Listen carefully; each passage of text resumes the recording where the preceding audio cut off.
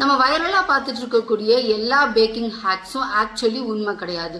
எக்ஸாம்பிளுக்கு சொல்ல போனா எட்ஜஸை கட் பண்ணா எக்ஸ்மெல் போகும்னு சொல்றது கேக் பேட்டர்ல ஈவனா ஸ்ப்ரெட் ஆயிருக்கிறது. எட்ஜஸ்ல எக்ஸ்மெல் இருந்துன்னா கேக்லயும் கண்டிப்பா அது இருக்கதான் செய்யும்.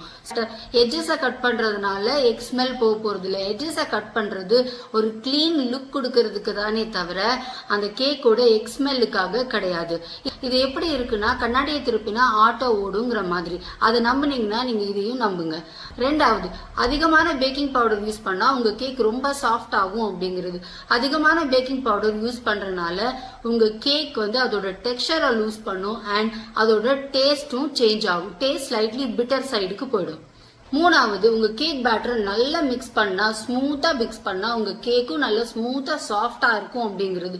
இல்ல நீங்க நல்லா மிக்ஸ் பண்ண க்ளூட்டன் இம்ப்ரூவ் ஆகும்.